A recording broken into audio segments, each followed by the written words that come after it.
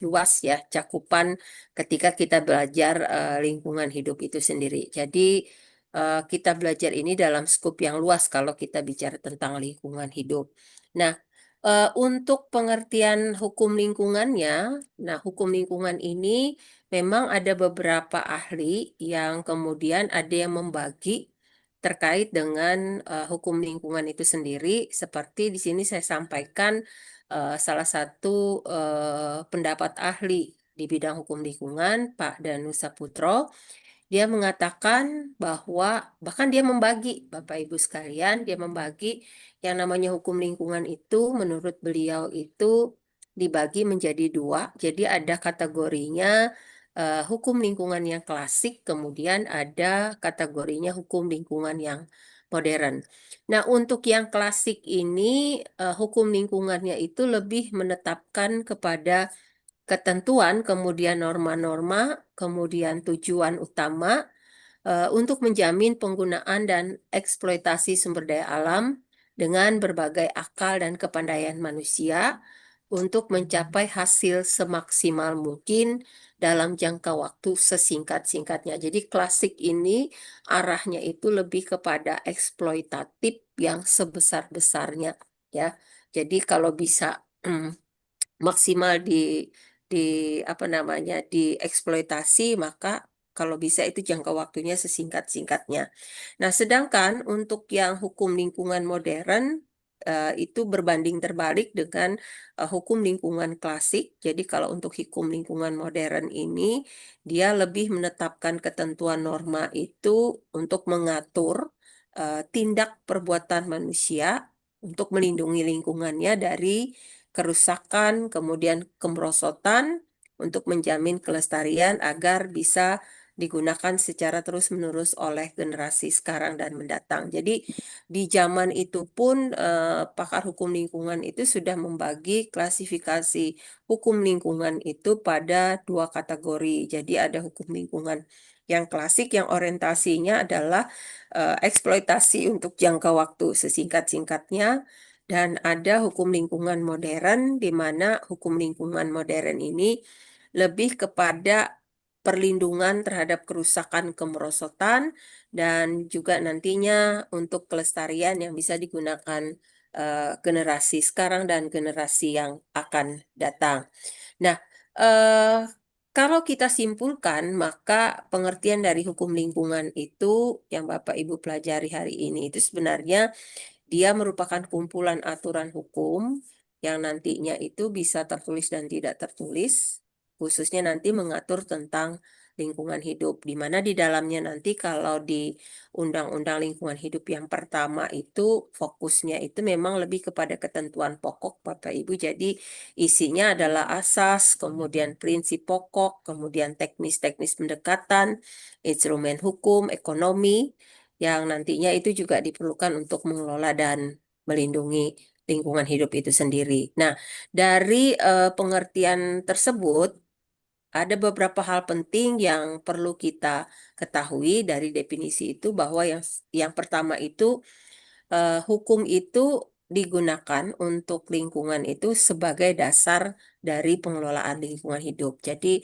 adanya hukum itu kan tujuannya adalah paling tidak itu untuk menciptakan yang namanya ketertiban, keteraturan di masyarakat yang nantinya mungkin isinya itu biasanya bisa berisi perintah, bisa berisi larangan, bahkan mungkin juga nanti ada perbolehan. Nah, perbolehan itu biasanya munculnya di persoalan perizinan. Lalu kemudian yang kedua, kekuasaan untuk pengelolaan itu ada di tangan negara. Kemudian keserasian sebagai asas pengelolaan lingkungan hidup. Kemudian asasnya nanti juga keberlanjutan. Jadi kalau dilihat dari beberapa definisi yang ada di pengertian-pengertian hukum lingkungan dari para ahli tadi. Nah, ada beberapa aspek dalam hukum lingkungan itu yang biasanya kita pelajari nantinya. Ada aspek hukum administrasi lingkungannya, kemudian ada aspek hukum pidana lingkungannya, kemudian nanti ada aspek hukum perdata lingkungan. Nah, kenapa kemudian nanti aspek-aspek hukum ini penting? karena nanti di dalamnya itu memuat ketentuan yang ada hubungannya dan itu sifatnya normatif nanti Bapak Ibu untuk mengatur perilaku manusia terkait dengan persoalan lingkungan. Jadi kalau ditanya kenapa sampai harus ada hukum lingkungan dan kemudian kenapa hukum itu penting dalam pengelolaan lingkungan itu, maka ada beberapa poin yang bisa Bapak Ibu catat di sini bahwa mengapa hukum itu penting dalam pengelolaan lingkungan. Yang pertama, supaya ada yang sifatnya normatif, jadi yang tertulis begitu untuk mengatur perilaku manusia. Kemudian nantinya bahwa norma hukum itu diperlukan adalah isinya nanti bisa perintah larangan, kemudian keharusan, kemudian juga nanti ada izin dispensasi, kemudian untuk sifatnya nanti preventif, ya. Makanya kemudian undang-undang ini dibuat dengan kata pengendalian, Bapak Ibu. Jadi pengendalian itu kalau di dalam bahasa orangnya hukum lingkungan itu sebenarnya dia mencakup tiga hal. Jadi ada yang disebut dengan pencegahan, kemudian penanggulangan, sampai nanti dengan pemulihan. Jadi sebenarnya satu kata saja, satu kata itu bisa berisi tiga ya. Jadi pengendalian itu sudah mencakup di dalamnya preventifnya, represifnya, kemudian sampai dengan proses pemulihan. Kemudian mengapa hukum itu penting dalam pengelolaan lingkungan? Karena hukum itu dapat dipaksakan berlakunya oleh lembaga yang berwenang dan dari hukum itu sendiri bisa memberikan sanksi bagi yang nanti tidak taat atau tidak patuh atau melanggar ketentuan peraturan perundang-undangan, terutama nanti ada hubungannya dengan undang-undang lingkungan hidup. Saya beri dasarnya dulu Bapak Ibu.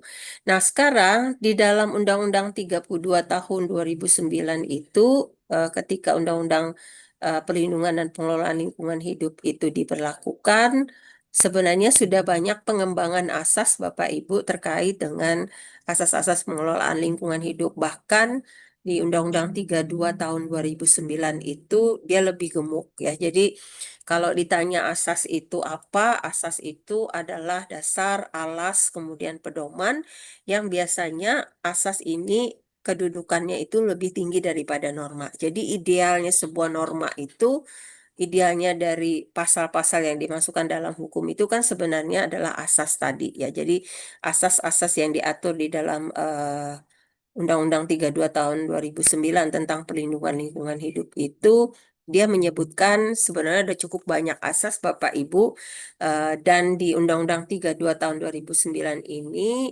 yang baru itu adalah asas ekoregion dengan kearifan lokal yang ditambah.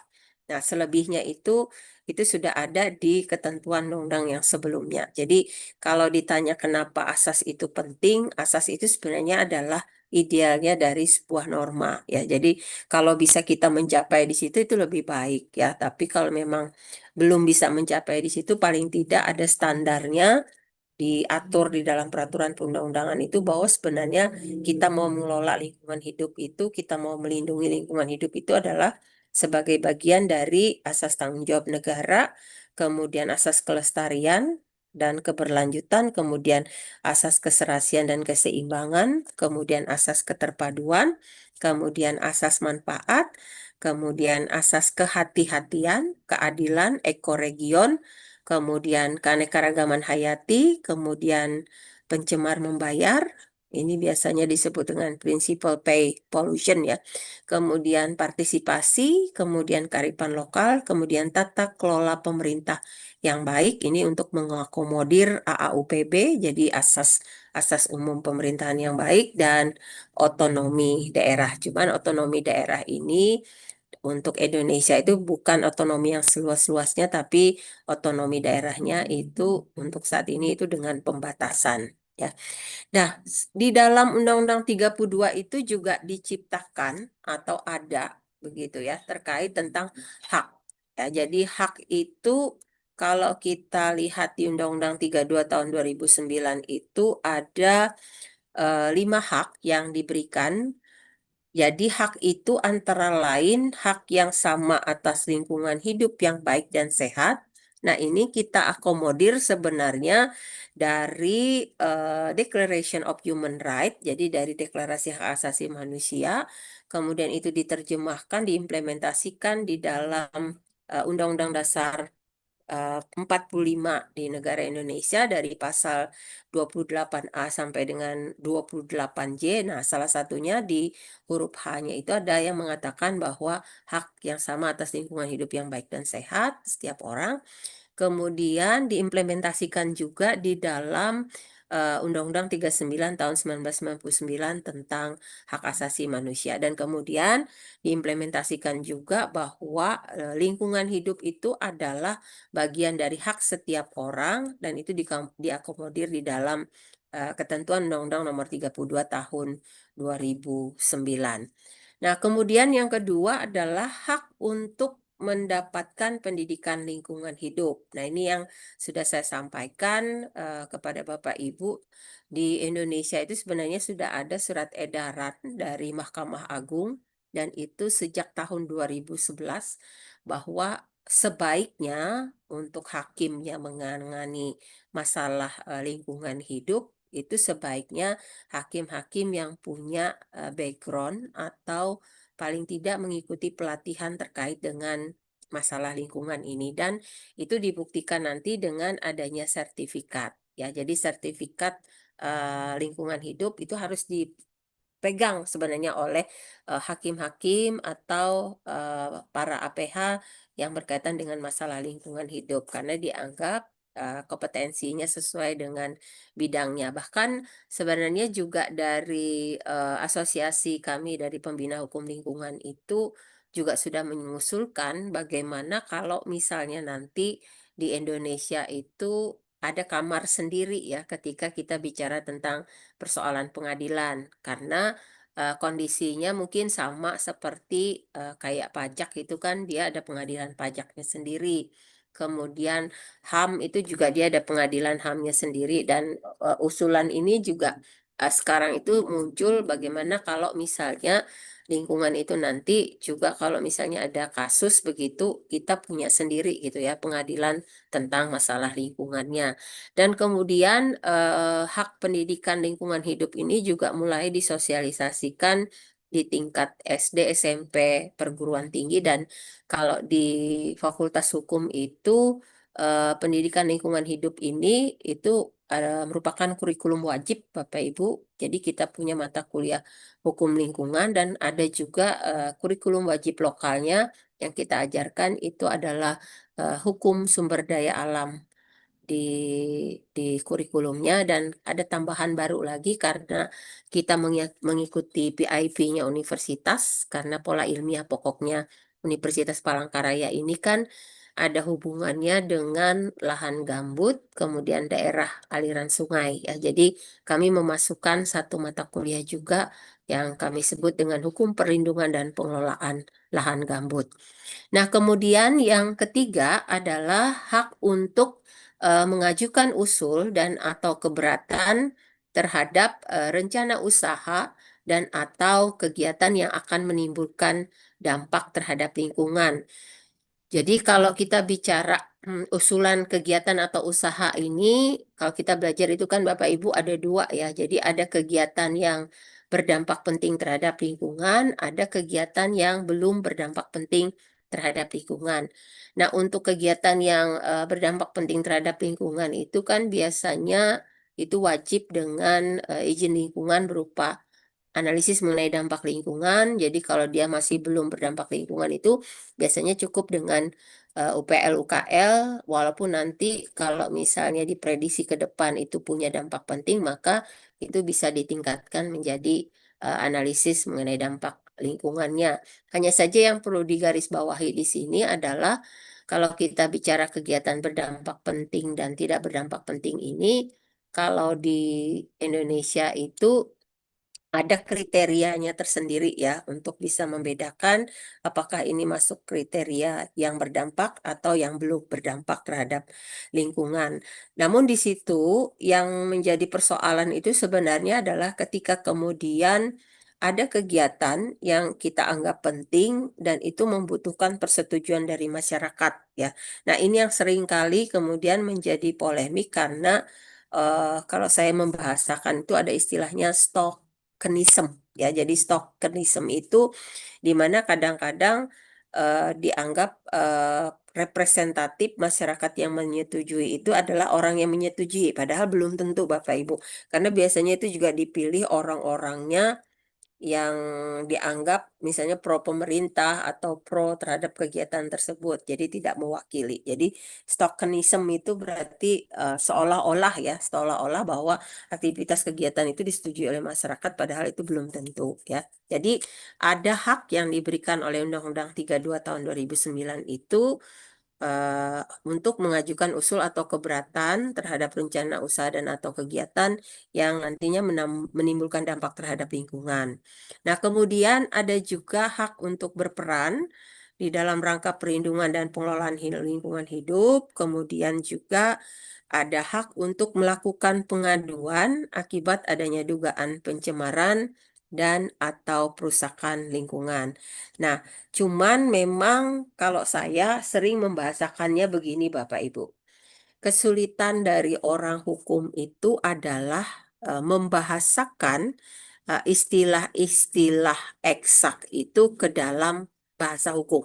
Ya, kalau di saya itu menyebutkan begitu. Karena begini, kalau misalnya kerusakan mungkin masih bisa kita lihat dengan kasat mata Bapak Ibu misalnya, oh di sini rusak begitu ya. Jadi itu terlihat. Tapi yang agak sulit itu adalah ketika kami dari orang hukum itu membuktikan bahwa itu masuk kategori pencemaran.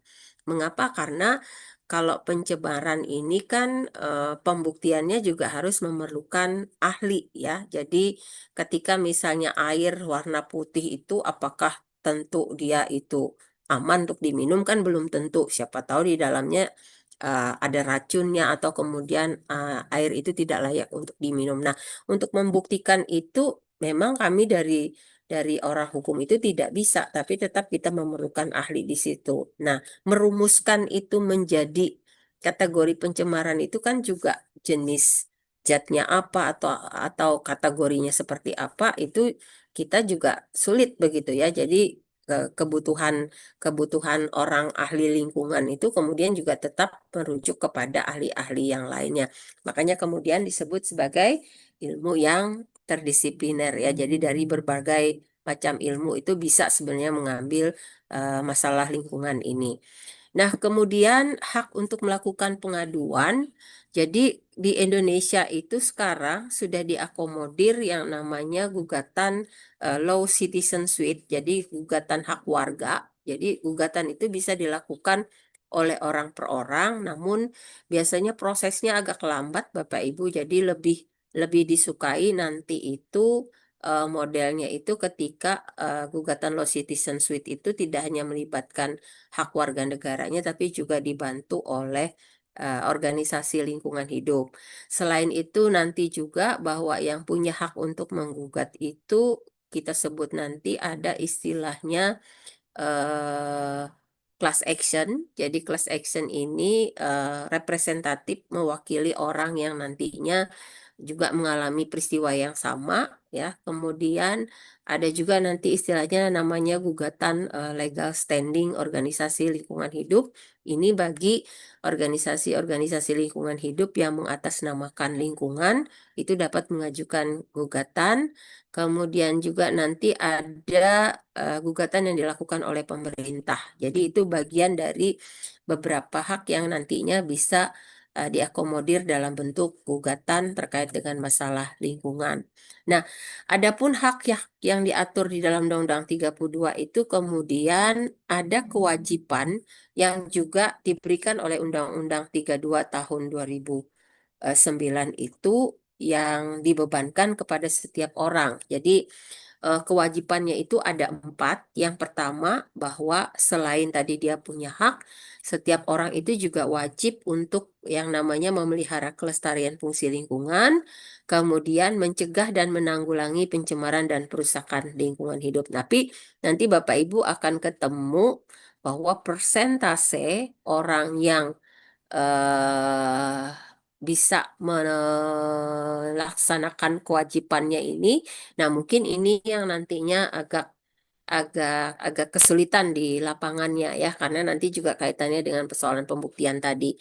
Lalu yang kedua adalah setiap orang itu yang melakukan usaha dan atau kegiatan itu wajib memberikan informasi yang benar, kemudian akurat, terbuka, dan tepat waktu mengenai perlindungan dan pengelolaan lingkungan hidup.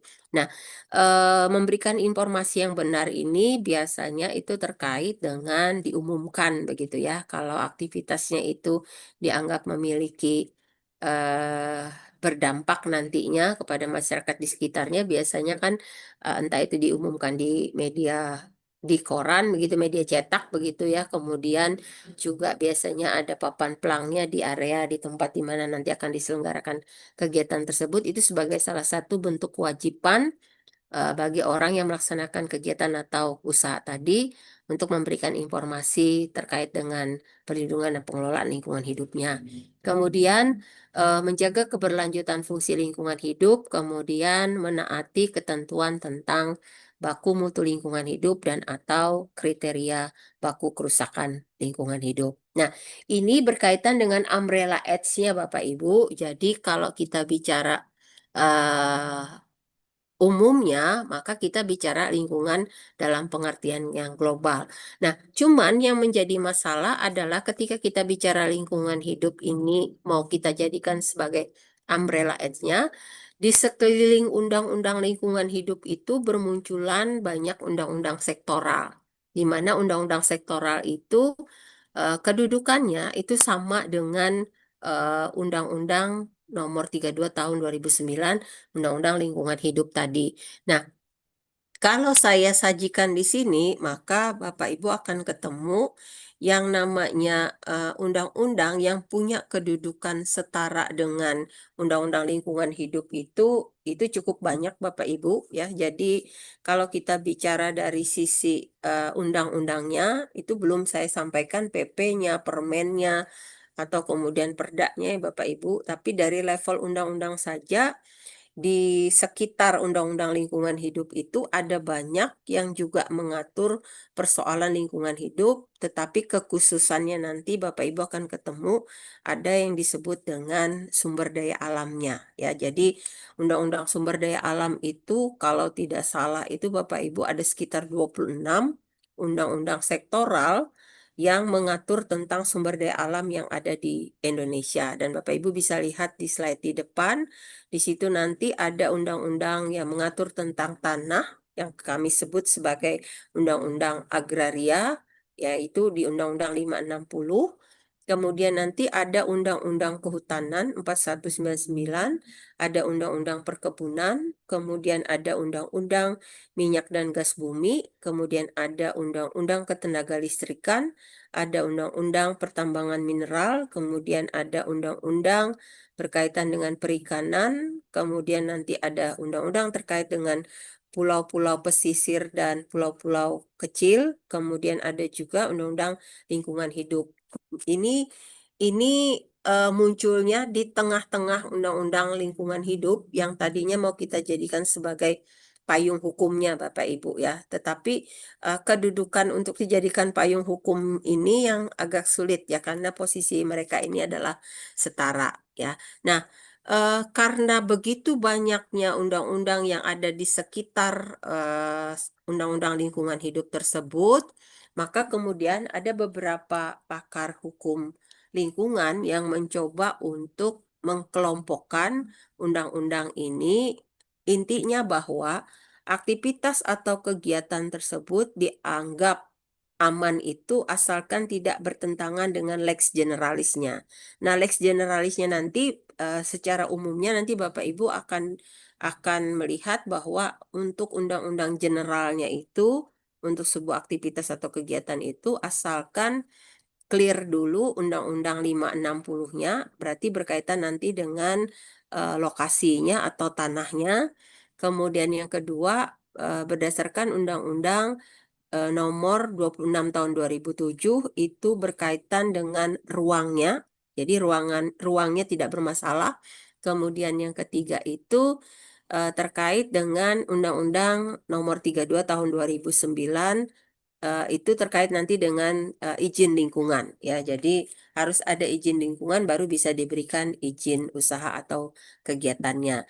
Nah, pengelompokan undang-undang ini dilakukan untuk supaya itu dianggap mendekati sama dan itu dilihat dari tujuan pembentukannya.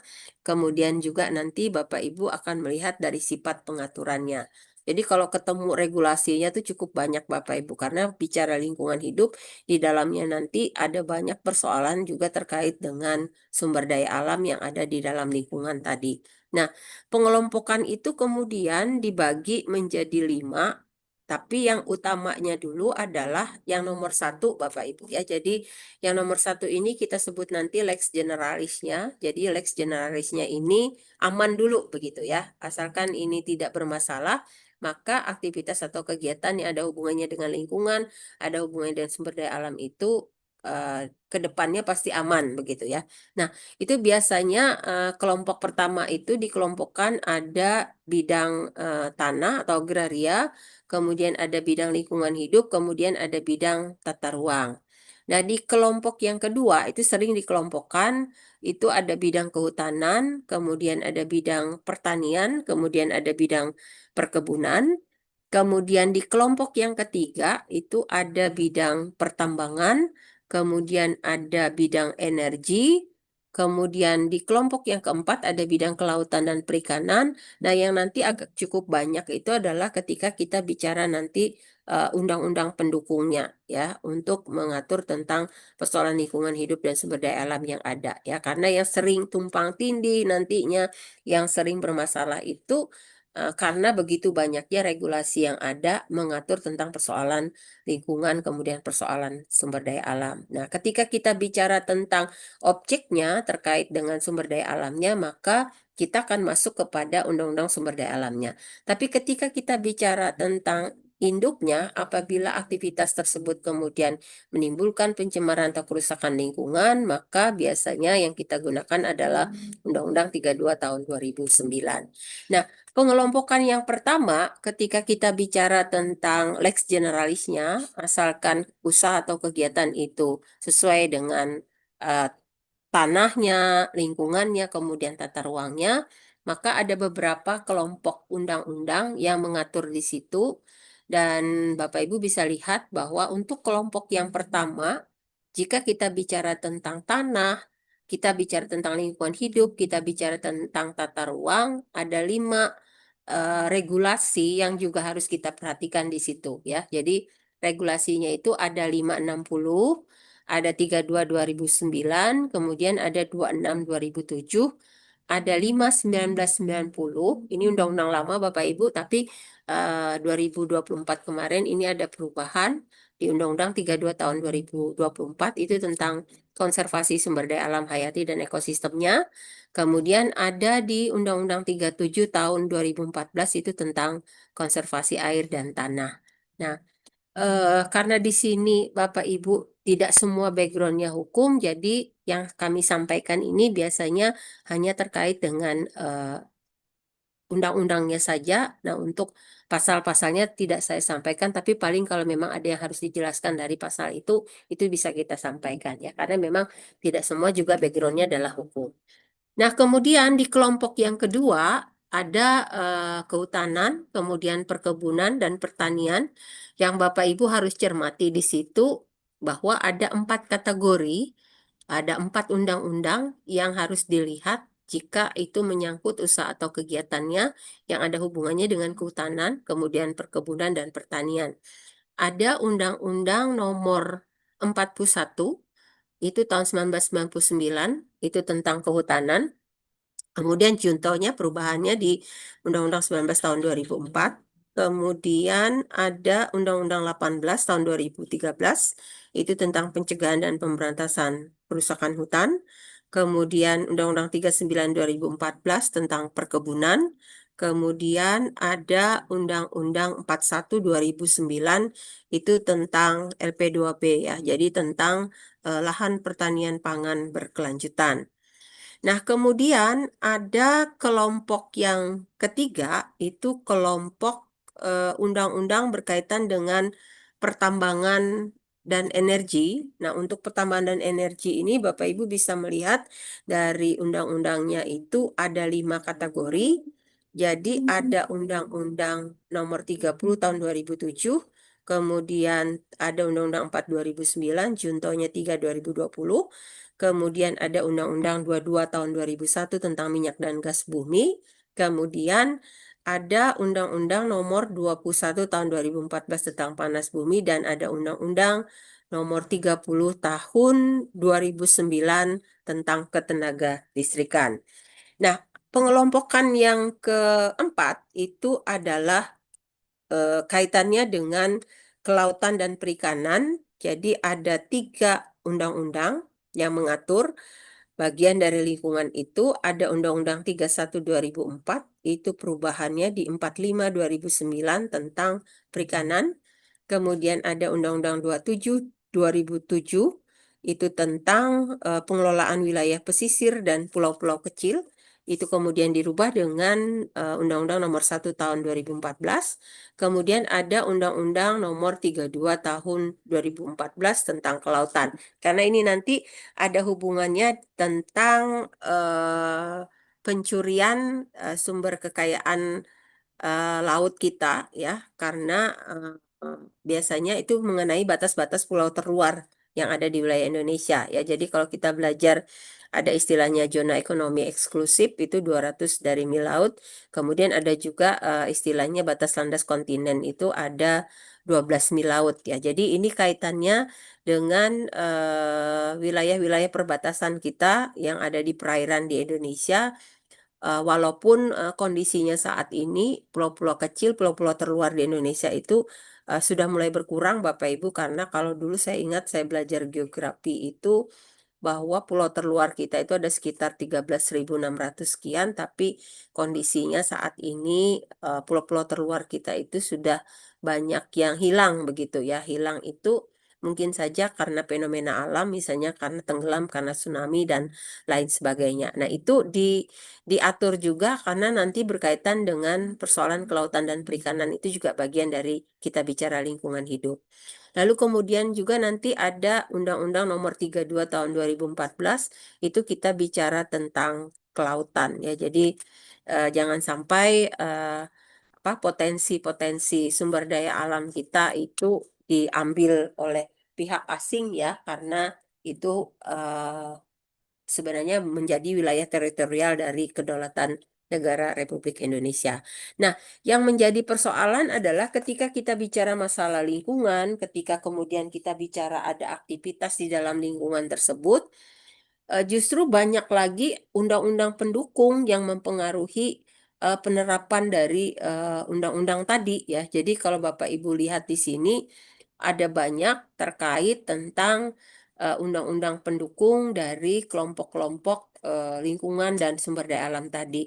Jadi ada Undang-Undang 14 2008 itu tentang keterbukaan informasi publik. Kemudian nanti Bapak Ibu akan ketemu ada Undang-Undang 4 2011 itu tentang informasi geospasial, karena ini berkaitan dengan pemetaan, atau kalau dalam geografi itu ada jurusannya apa ya? Penginderaan jarak jauh, ya, kalau tidak salah, ya. Itu bagian dari informasi geospasial. Kemudian ada Undang-Undang 7 2012 itu tentang penanganan konflik, ya, karena nanti kita juga bicara bahwa pemanfaatan lingkungan dan sumber daya alam itu tendensiusnya nanti juga ada persoalan konflik di dalamnya. Kemudian nanti juga ada Undang-Undang Nomor 2 tahun 1960 itu tentang perjanjian bagi hasil. Namun yang perlu saya informasikan kepada Bapak Ibu sekalian bahwa sebenarnya perjanjian bagi hasil ini oleh si pembentuk undang-undang agraria pada waktu itu mau dihapus gitu, ya. Karena pada waktu itu rohnya itu mengatakan bahwa tidak ada lagi orang Indonesia itu yang nggak punya tanah begitu, ya. Jadi maksimal kepemilikan tanah itu adalah 2 hektar. Jadi pada waktu itu keinginan dari pembentuk undang-undang itu warga negara Indonesia itu adalah pemilik hak atas tanah dan, tidak ada lagi yang namanya perjanjian bagi hasil. Namun pada kenyataannya sampai hari ini yang namanya bagi hasil sewa tanah pertanian itu masih ada karena ternyata masih banyak juga masyarakat di Indonesia ini yang tidak memiliki tanah, tidak sesuai dengan, kehendak dari si pembentuk negara pada waktu dibuatnya Undang-Undang 560 ya. Jadi kalau kita melihat kondisi sekarang itu, beda sudah kondisinya ya. Jadi kalau dulu orang maunya pro komunalistik, jadi pro untuk kepentingan bersama, tapi kalau sekarang lebih kepada pro kapitalistik, jadi kepada pemilik-pemilik modal besar yang diutamakan. Nah, kemudian ada Undang-Undang 261 itu tentang pencabutan hak atas tanah dan benda-benda yang ada di atasnya, karena nanti kita kembali ke pasal 6 Bapak Ibu bahwa tanah itu memiliki fungsi sosial, bahwa nanti apabila pemerintah itu menghendaki tanah itu digunakan untuk kepentingan umum, maka bagi si pemegang hak atas tanah itu dia melepaskan hak atas tanahnya dengan ganti rugi yang layak. Jadi nggak bisa juga ditahan kalau memang itu dibutuhkan untuk kepentingan umum. Lalu kemudian ada Undang-Undang, Nomor 2 Tahun 2012 itu tentang pengadaan tanah tadi, kemudian Undang-Undang 19 Tahun 2013 tentang perlindungan dan pemberdayaan petani. Ini juga terkait nanti dengan kondisi di mana lahan pertanian itu sudah banyak yang dikonversi ya, jadi sudah banyak yang dialihfungsikan sehingga, keberadaan lahan pertanian itu mulai sedikit Bapak Ibu, bahkan sekarang ada pengaturannya kalau kita ingin mempertahankan lahan pertanian pangan tersebut, maka sebaiknya di setiap daerah itu harus dipetakan dulu wilayahnya, kemudian dikeluarkan keputusan kepala daerahnya untuk penetapan lahan pertanian tadi, dan kemudian ujungnya itu harus dibuat perdanya Bapak Ibu tentang perda perlindungan lahan pertanian pangan yang berkelanjutan tadi. Itu sebagai payung hukum supaya, lokasi tanah tadi tidak dialihfungsikan untuk kepentingan yang lain. Karena suka tidak suka, apalagi kita orang Indonesia kan makannya makan nasi Bapak Ibu ya. Jadi kalau nggak nanam padi, kalau tidak dialokasikan tanah itu untuk kegiatan pertanian, ya itu juga nanti ke depan itu menjadi pemikiran kita bersama bahwa harus ada, pertahanan untuk lahan-lahan pertanian yang ada sekarang ini ya. Nah, lalu kemudian ada undang-undang tentang pemerintahan daerah. Nah, untuk pemerintahan daerah ini seperti yang sudah saya sampaikan dan ulang-ulang saya jelaskan kepada Bapak Ibu, bahwa undang-undang pemerintahan daerah itu, ada 5 hal yang daerah itu sebenarnya tidak boleh ikut ikut campur begitu ya, apabila itu berkaitan dengan persoalan politik, kemudian apabila itu berkaitan dengan persoalan pertahanan keamanan, kemudian kalau itu berkaitan dengan persoalan moneter atau keuangan, kemudian kalau itu berkaitan dengan persoalan yudisial atau peradilan, kemudian kalau itu berkaitan dengan, persoalan saya lupa satunya Bapak Ibu. Jadi yang tidak bisa berkaitan dengan agama itu tidak bisa, kewenangan itu diambil alih oleh daerah, tapi itu menjadi kewenangan pemerintah pusat dan terkait dengan, persoalan sumber daya alam itu Undang-Undang 23 tahun 2014 itu kemudian mengalihkan menjadi,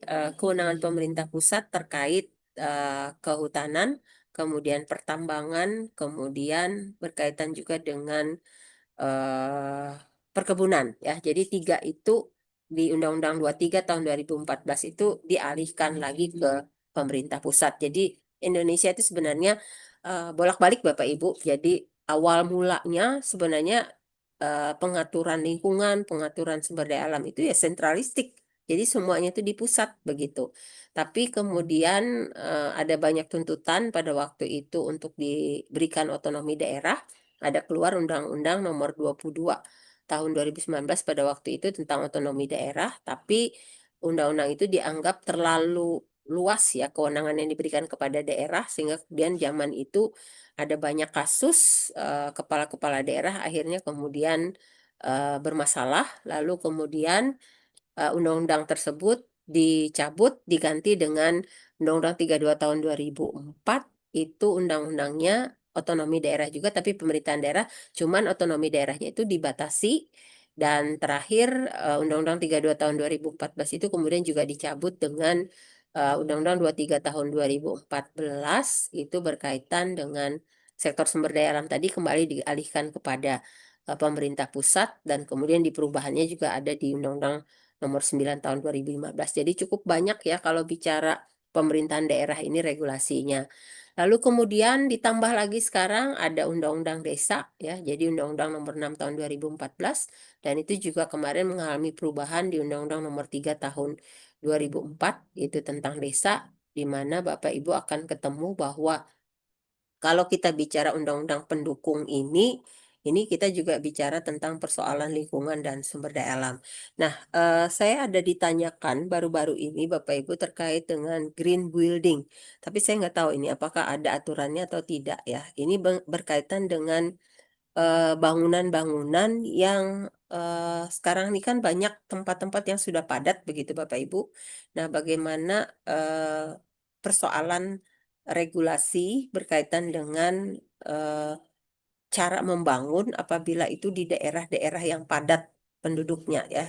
Jadi supaya itu mengarah kepada, ramah lingkungan atau green green lingkungan ya kalau tidak salah itu saya pernah ditanyakan itu. Nah memang sampai hari ini saya masih mencari regulasinya terkait dengan kalau di Undang-Undang Bangunan dan Gedung itu masih belum ada Bapak Ibu ya.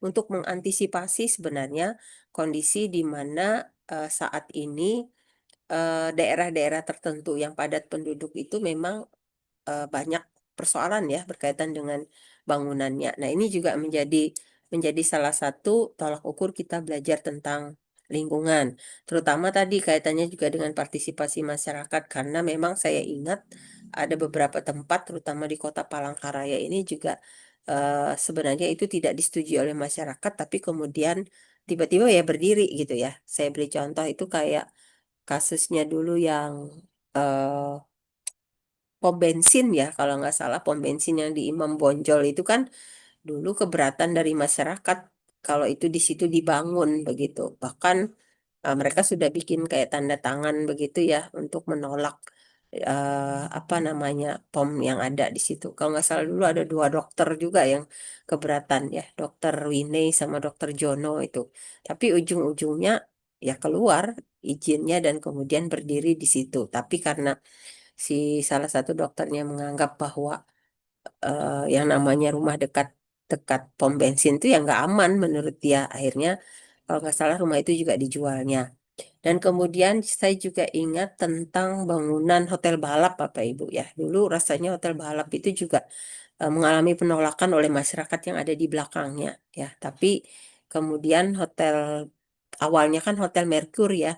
Tapi kemudian Hotel Merkur tidak mengurusnya lagi dan sekarang itu diganti dengan hotel balap ya. Jadi saya nggak tahu yang bentuk penolakan tadi apakah kemudian itu diakomodir atau tidak terkait dengan persoalan sumber daya alamnya. Nah, ini slide saya terakhir Bapak Ibu untuk malam ini. Jadi kalau kita bicara prinsip pengelolaan, kemudian penguasaan sumber daya alam dan lingkungan hidup itu tadi sudah saya jelaskan bahwa ada irisannya ya kalau kita bicara tentang, pengelolaannya, kemudian penguasaannya, sehingga kemudian kita tidak bisa dapatkan begitu kondisi di mana UU PLH itu yang mau kita kedepankan. Walaupun teori-teorinya itu memang sebenarnya kalau kita bicara lingkungan hidup secara umum itu ya kita bicaranya induknya dulu ya, kita bicaranya hukum lingkungannya dulu begitu. Baru kita bicara tentang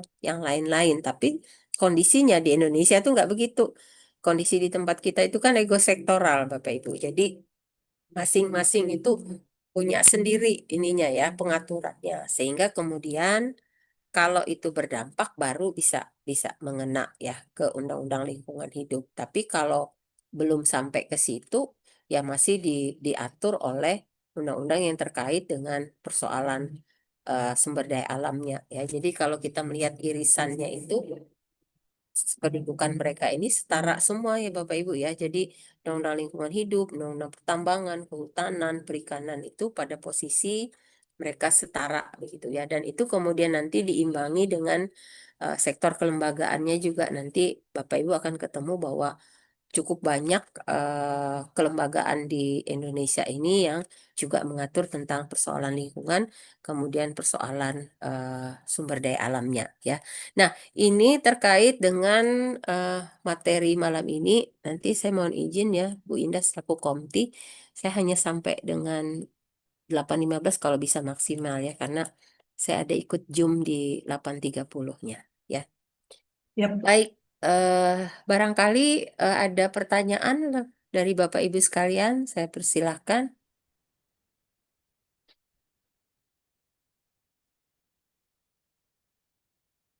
Sambil izin foto kelas ya, Bu Indah ya. Oh iya Bu.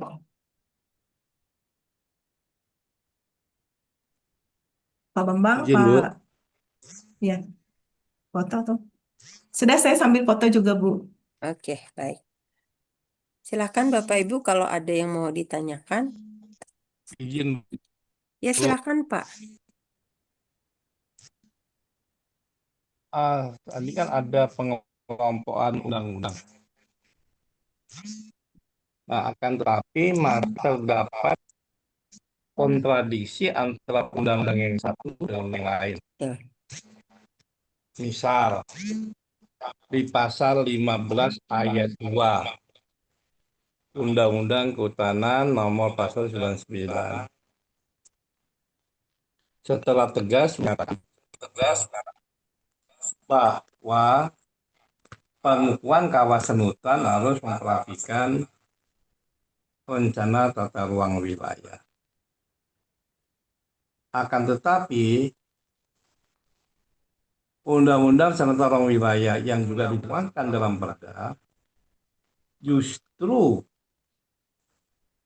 rencana tata ruang wilayah itu menjadi di bawah Undang-Undang Kehutanan yang pasal 15 ayat 2. Dia harus merujuk pada fungsi kawasan hutan sebagaimana kita lihat di Perda 5 2015. Rujukan penunjukan kawasan hutan merujuk kepada SK Menhut 529. Padahal di pasal 15 ayat 2 jelas pengukuhan kawasan hutan termasuk penunjukan itu memperhatikan rencana tata wilayah. Bagaimana itu, Bu? Kasih, Bu. ini nih yang cocok menjelasin ini orang kehutanan Pak Ahmad Taufik ya. Karena di tempat kita ini kan sampai hari ini kan tata ruangnya kan belum clear ya Pak ya. Apalagi Tumbuh. ketika keluar yang keputusan Menteri Lingkungan Hidup yang 529 itu berkaitan dengan luasan. Nah, itu kan kalau tidak salah tidak tercover sekitar 500 desa ya, Pak ya. Bagian dari tata ruang di Provinsi Kalimantan Tengah. Nah, terkait dengan ruang yang Bapak maksudkan itu, kalau saya menjelaskannya tuh begini, Pak ya. Pengaturan ruang itu kan sebenarnya baru ada itu kan Pak, kalau undang-undangnya ya Pak ya, itu baru ada tahun 92. Nah, sementara keberadaan di negara kita ini, terutama di Provinsi Kalimantan Tengah ini, sudah jauh-jauh harinya atau sudah jauh-jauh ada itu sebelum adanya pengaturan tentang tata ruang. Dan kalau kita bicara dari 38 provinsi yang ada di Indonesia, tidak sampai separoh itu rata-rata belum clear ya terkait dengan masalah ruangnya. Nah, kalau tidak salah itu Pak ya, Perda 5 tahun 2015 itu kemungkinan akan direvisi ya, tapi ini lagi dilakukan semacam apa ya, kalau tidak salah itu kemarin itu pengukuran apa lagi ya untuk menyesuaikan kondisi-kondisi yang ada ya. Makanya beberapa beberapa wilayah itu di kabupaten-kabupaten itu banyak yang mempertanyakan karena memang belum selesai untuk yang provinsi. Karena kalau kita bicara Undang-Undang Tata Ruang itu kan dia sebenarnya harus hierarki. Jadi hierarkinya itu tata ruang nasional itu provinsi mengacu ke tata ruang nasional. Kemudian kabupaten mengacu ke tata ruang provinsi, ya. Nah, ini kaitannya dengan yang Bapak tanyakan ke saya tadi. Jadi, persoalan tentang tata ruang, terutama di wilayah tempat kita itu memang belum clear sampai hari ini dan sedang dilakukan proses untuk penyesuaian-penyesuaian tersebut. Tapi saya tidak tahu hasilnya bagaimana. Yang pasti nanti kalau itu memang sudah ada hasil, tapi beberapa memang katanya sudah ya penyesuaian-penyesuaian itu akan dituangkan lagi dalam bentuk entah itu pencabutan Perda 5 2015 tersebut atau mungkin dilakukan perubahan terhadap Perda 5 tahun 2015 terkait dengan tata ruang. Sampai di situ dulu saja, Pak, sepengetahuan saya tentang kondisi di Kalimantan Tengah, terutama ketika dulu rame yang keluar SK Menteri Kehutanan yang 529 tersebut. Ketika kemudian menyatakan bahwa luasan kita itu berkurang dari yang sudah kita tetapkan pada waktu itu ya. Kalau tidak salah 15.300 ya, kemudian menjadi Ya, 12.000 sekian hektar. Kalau tidak salah begitu Pak Ahmad Taufik. baik Bu, betul. Ya. Oke, silakan yang lain. Bu, boleh bertanya, Bu? Oke, silakan Pak Doni. Ini Pak Baik, Doni nih yang orang kehutanan nih, harusnya paham nih. ya. Yang terkait dengan pengelompokan tadi, Bu, mengapa undang-undang atau kelompok kehutanan tidak masuk di tata ruang dan agraria? Oke, Kalau kita lihat, pengaturan daratan itu kan hanya dua. Di dalam kawasan hutan oleh rezimnya ya, kehutanan, di luar kawasan hutan rezimnya agraria. Nah, seharusnya lingkungan hidup itu sendiri, ya di atas. Kalau betul. menurut kami ya, lingkungan hidup Ya, itu kan ada darat, laut, udara. betul. Nah, di darat itu ada dua saja, agraria dan kehutanan. Apabila dia di dalam kawasan hutan, maka pengaturannya rezim kehutanan. Apabila di luar kawasan hutan, pengaturannya rezim agraria. Nah, ini pertanyaan saya kenapa tidak di seperti itu kan. Oke, Kemudian menanggapi yang tadi terkait penataan ruang, kita kembali ke sejarah kronologis kawasan hutan. Dulu sebelum tahun 80 atau tahun 80-an itu ada namanya hutan register. Hutan register belum ada undang-undang penataan ruang, belum ada undang-undang kehutanan. Kemudian tahun 90-an, tahun 90-an itu kan ada namanya tata guna hutan kesepakatan. Itu juga TGHK belum ya Pak ya. ada, ya belum ada tata ruang. Kemudian baru muncul undang-undang tata ruang itu kan 2004 ya. Sebelum 2007 itu ada 2004. 92 Pak, Belum, 92 yang 92 pertama salah mau ya. 92 ya 92. Itu 92 baru ada terus namanya 2007 ya. padu serasi. Nah, Ya, disitulah betul. padu serasi. Kan tadi ada tata guna hutan kesepakatan, ada yang tidak sepakat. Beberapa contoh di Kalteng itu memang waktu itu belum semuanya ada kesepakatan. Makanya ada padu serasi dengan undang-undang tata ruang. Betul. Kemudian tahun 99 seluruh provinsi itu dilakukan penunjukan kawasan hutan. Seluruh provinsi. Seluruh provinsi dilakukan penunjukan kawasan hutan melalui SK Menteri. Nah, kemudian tahapannya adalah pengukuhan, itu ada tata batas dan seterusnya. Kemudian kalau yang disampaikan Pak Taufik tadi, kalau menurut kami itu yang di Undang-Undang UCK itu jelas. Ada dua opsi, tidak saklek. Artinya begini, mana lebih dulu? Ketika sudah dilakukan penataan batas, maka tata ruang mengikuti kawasan hutan. Itu ada di Undang-Undang UCK.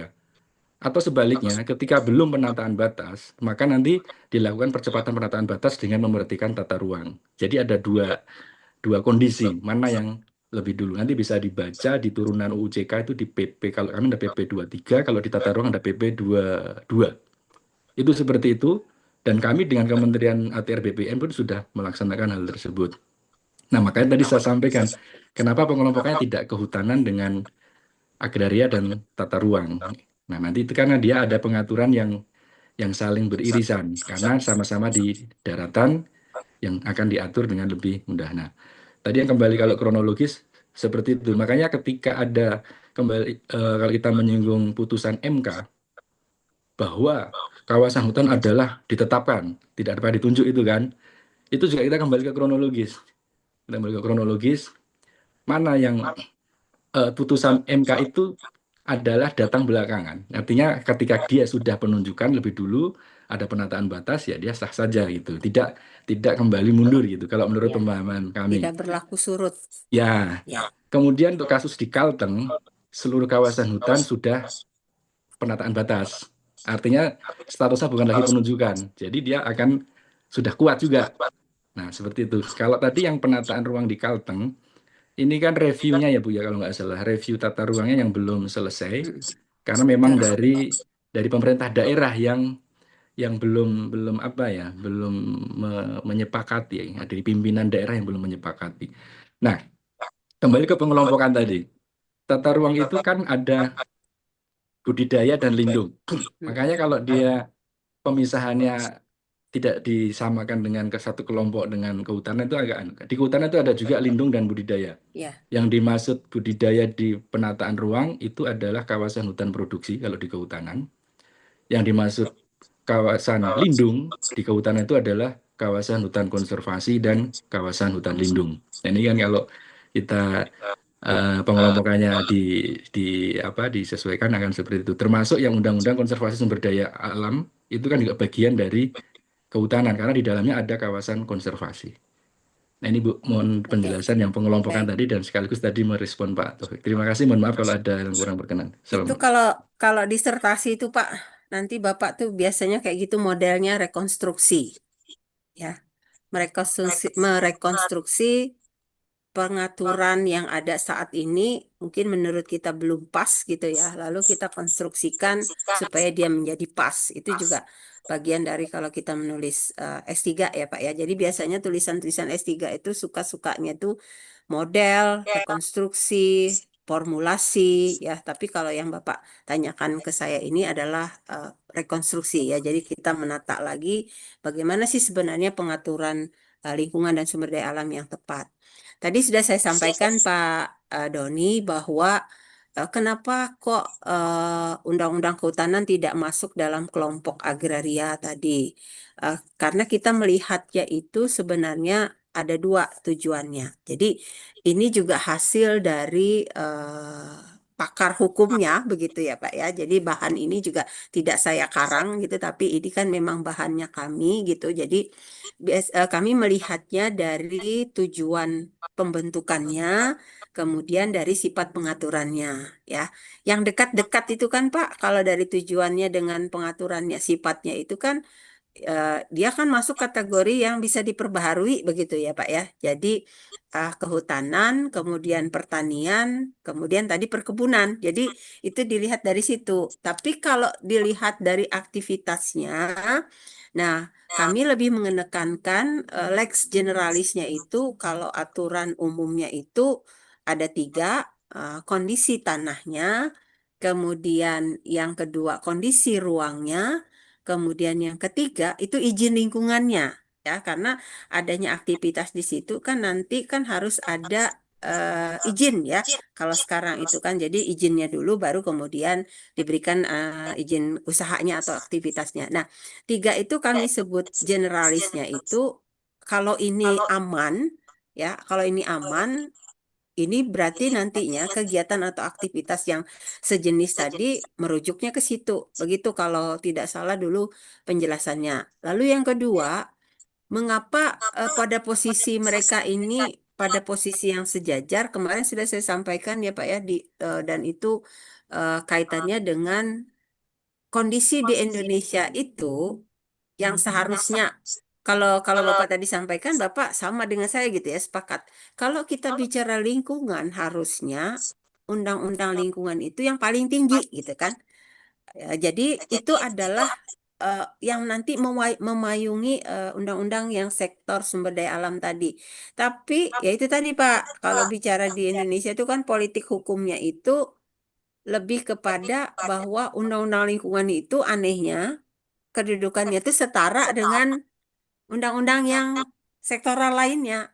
Ya, jadi kalau di kami itu, kalau dia posisinya horizontal begitu, berarti dia tidak bisa saling menjatuhkan begitu. Jadi tidak bisa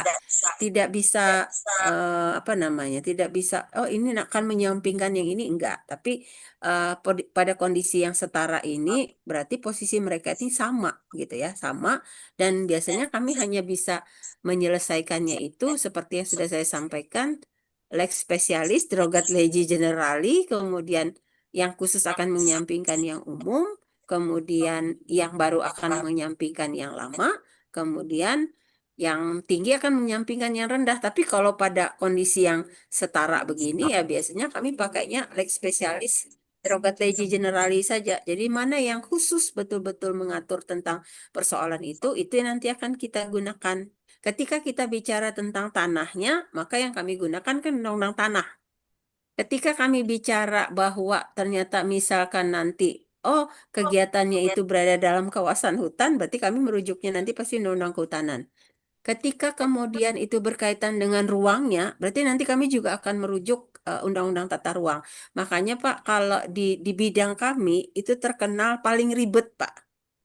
Kalau kita bicara lingkungan sumber daya alam itu Pak, itu bidang keilmuan yang paling ribet. Jadi mahasiswa itu biasanya kalau sudah ketemu banyak regulasi kayak gini ini mereka biasanya rada-rada nyerah kalau yang di S1 Pak. Jadi eh, karena ini kita belajar itu selain kami belajar ilmu perundang-undangannya, kami juga belajar kasusnya begitu ya. Karena kalau kita bicara sumber daya alam ini nggak bisa bicara satu gitu ya. Karena ketika kita mendapatkan ada sebuah aktivitas atau kegiatan itu berkaitan dengan izin usahanya, oh oke, berarti itu dengan apa sektoralnya yang memang mengurusin itu. Misalnya kalau dia perkebunan ya pasti dinas perkebunan kan Pak ya. Kalau dia pertambangan pasti dinas pertambangan.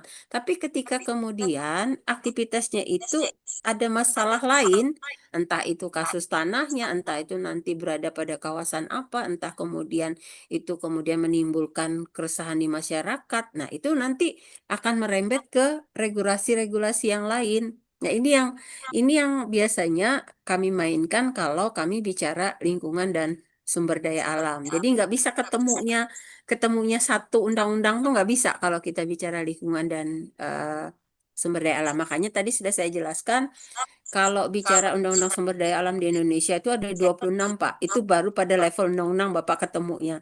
Nanti Bapak akan ketemu ada PP-nya, ada permennya, ada perdanya. Yang itu belum tentu sinkron. Nah, ketika kemudian itu tumpang tindih, nah kami mainkan hukumnya Pak di situ. Kami mainkan dengan asas tadi.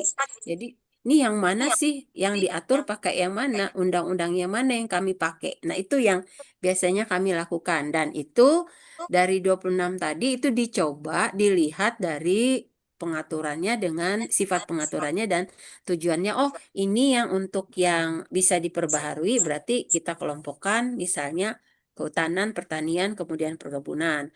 Kemudian ini yang berkaitan dengan tidak dapat diperbaharui. Tadi kan kelompoknya kan ada minyak dan gas bumi, kemudian ketenaga listrikan, kemudian bukan pertambangan tadi kan termasuk yang tidak bisa diperbaharui. Lalu kemudian yang kaitannya dengan minyak dan gas bumi tadi ada ketenaga listrikan. Lalu ada kaitannya lagi dengan tadi yang kelautan, kemudian perikanan itu kan sama Pak. Jadi kita lihatnya dari sifat pengaturan, kemudian dari tujuan pengaturannya. Tapi saya sepakat dengan yang Bapak sampaikan, kenapa tidak yang lebih tinggi itu adalah undang-undang lingkungan hidupnya, yaitu tadi Pak, suka tidak suka, posisi mereka saat ini di Indonesia itu pada posisi yang setara. Ya, jadi kehutanan sama dengan lingkungan hidup, kehutanan sama dengan perkebunan itu tidak bisa mana yang tinggi mana yang rendah tuh nggak bisa karena posisi mereka produk hukumnya adalah sama undang-undang. Itu aja Pak Doni kalau yang bisa saya jelaskan. Cukup Pak? Bu, cukup. Itu Kalau tambah masalah dikit Bu, kalau yang misalnya dulu kan ada konsep omnibus law itu, saya pikir oke. dulu itu dengan omnibus law itu kita lihat seluruh undang-undang yang terkait, terus di apa ya kira-kira yang tidak bertentangan disesuaikan sehingga pengaturannya akan lebih mudah, tapi ternyata sepertinya tidak seperti itu, Bu ya. Nah, kira-kira nanti solusinya Ya. seperti apa ini? Jadi gini Pak ya, saya mau menjelaskan dikit ya Pak ya.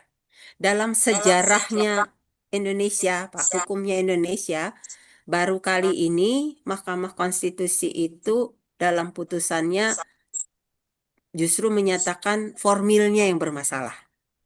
Biasanya kan kita kan materialnya Pak ya, karena di situ MK memutuskan bahwa terjadi inkonstitusional terhadap pembentukan dari Undang-Undang Cipta Kerja pada waktu itu.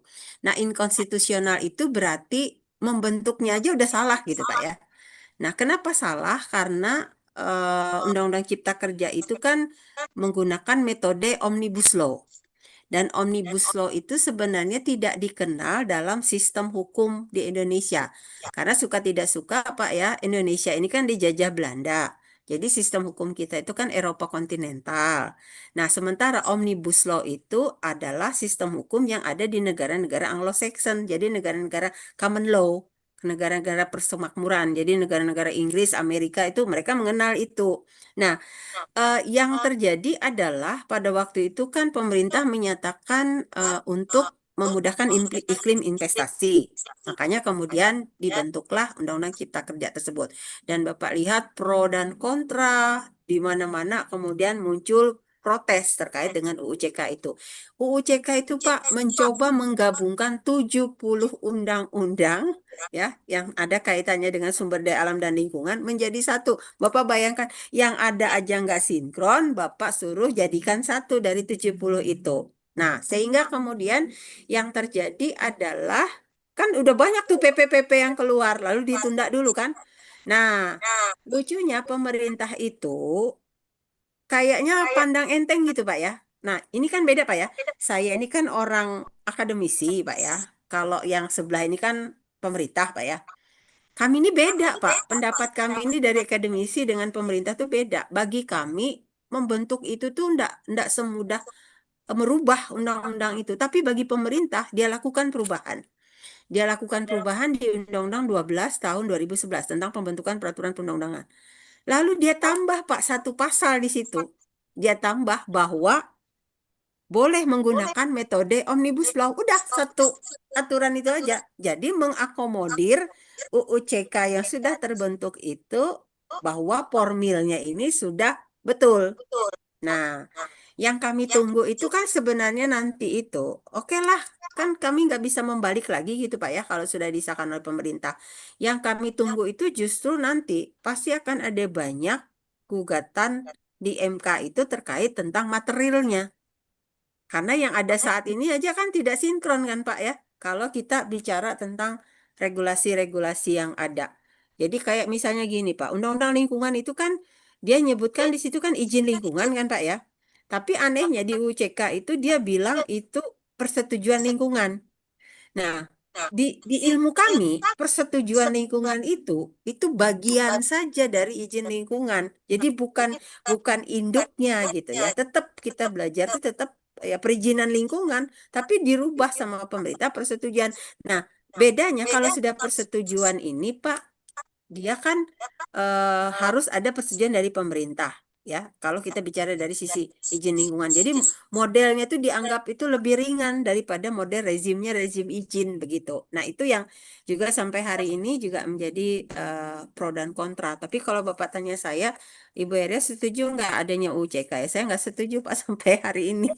Ya, saya termasuk orang yang tanda tangan yang petisi yang tidak menyetujui adanya UCK. Apalagi yang ada itu aja belum beres gitu Pak ya. Dan lucunya lagi, undang-undang yang ada, yang dilakukan perubahan itu juga nggak dicabut Pak. Jadi tetap ada sampai hari ini, kecuali kan dia bilang itu nanti dicabut ya kayak gitu.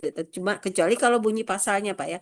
Kalau memang dia mau rampungkan itu jadi satu, harusnya sudah satu aja undang-undangnya. Ini kan enggak, orang lihat UU CK, orang lihat lagi Undang-Undang Lingkungan Hidup. Orang lihat UU CK, orang lihat lagi Undang-Undang Tata Ruang.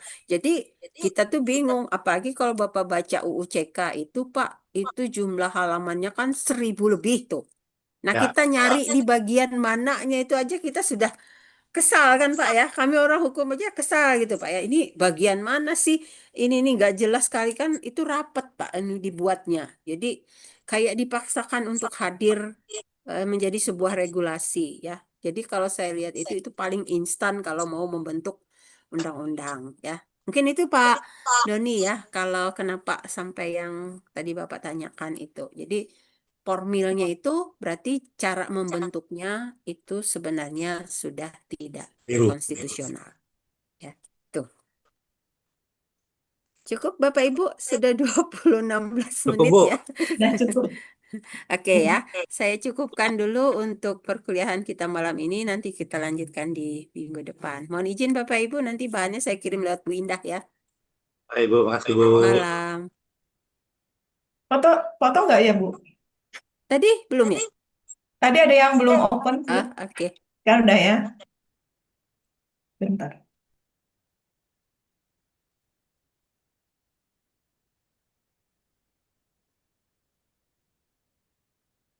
Ya, Oke. udah, Bu. Baik, selamat malam Bapak Ibu. Malam, Selamat Bu. malam, Bu. Selamat Malam.